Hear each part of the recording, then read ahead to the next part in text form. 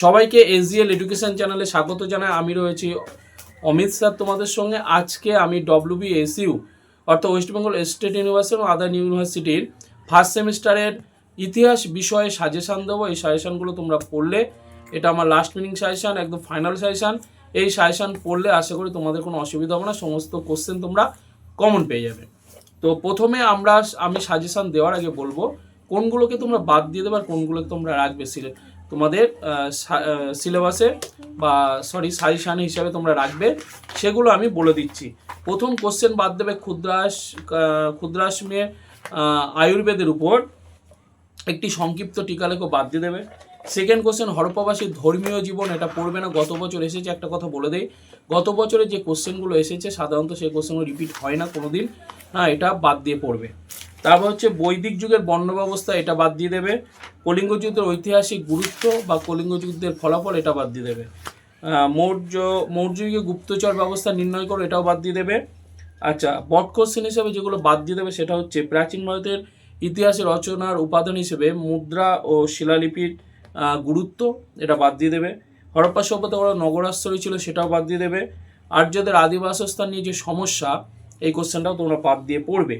প্রাচীন ভারতের তোমার প্রতিবাদী ধর্ম আন্দোলন, এই কোশ্চেনটা বাদ দিয়ে দেবে, আসবে না এবারে।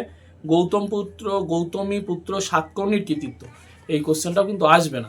এইবার আসি কোন কোশ্চেনগুলো আসতে পারে, তার আগে বলে নেই 2 নম্বরের সাজেশানও দিয়ে দেবো। মোটামুটি আমি 30টা সাজেশান দিয়ে দেবো, ওর মধ্যে আশা করি 12-14টা মানে পুরো কমন তোমরা পেয়ে যাবে, এর বাইরে কোনো কোশ্চেন আসবে না। প্রিভিয়াসে আমি যে সাজেশান দিয়েছিলাম তোমরা পুরোনো ভিডিও দেখলে বুঝতে পারবে, তার ভিউজ সংখ্যা দেখলে বুঝতে পারবে যে কী পরিমাণে সাজেশান তারা পেয়েছে। এবার আসি কী কী পড়তে হবে। 1 নম্বর কোশ্চেন হচ্ছে মেহেরগড় উৎখননের গুরুত্ব, এই কোশ্চেনটা তোমরা খুব ভালো করে পড়বে। বৌদ্ধ ও জৈন ধর্মের মধ্যে পার্থক্য অর্থাৎ সাদৃশ্য বৈসাদৃশ্যর কোশ্চেনটা টিকা হিসেবে পড়তে পারবে, খুব ভালো কোশ্চেন। ঋগ বৈদিক যুগের সমাজ ব্যবস্থা সম্পর্কে আলোচনা করো, এটা টিকা হিসেবে পড়বে, খুব ইম্পর্টেন্ট কোশ্চেন। অশোকের ধর্মের মূল নীতিগুলি আলোচনা করো, এই কোশ্চেনটাও পড়বে, এই কোশ্চেনটা ভেরি ভেরি ইম্পর্টেন্ট। আর গান্ধার শিল্প বিষয়ে একটি টিকা লেখো, এই কোশ্চেনটাও খুব ভালো তোমাদের ক্ষেত্রে। এইবারে তোমার আর 2-1টা কোশ্চেন আমি বলে দিচ্ছি, সেটা হচ্ছে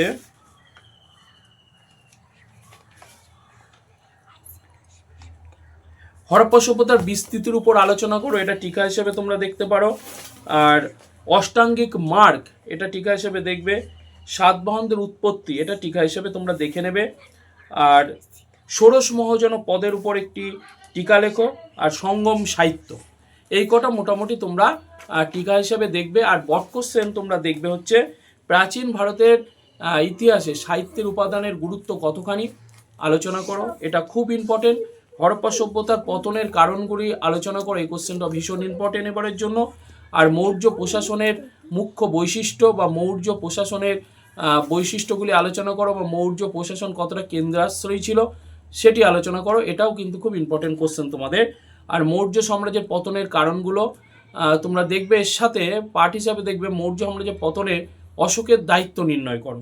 আর লাস্ট কোশ্চেন যেটা বলবো তোমার সম্রাট কনিষ্কের কৃতিত্ব আলোচনা করো। তার সঙ্গে 2টো কোশ্চেন সংযোজন করে দিচ্ছি, একটু আমি তোমাদেরকে বলতে ভুলে গিয়েছি। সেটা হচ্ছে তোমরা দেখবে যে মগধ সাম্রাজ্যের উত্থানের কারণগুলি আলোচনা করো। তো এই কোশ্চেনগুলো মোটামুটি দেখো, আশা করি তোমাদের এর বাইরে টিকা বট কোশ্চেন থাকবে না, সমস্ত কোশ্চেন তোমরা কিন্তু কমন পেয়ে যাবে। ভিডিও যদি ভালো লাগে প্রচুর শেয়ার করো, লাইক করো, কমেন্টস করো। সবাইকে ভিডিওটা দেখার জন্য ধন্যবাদ।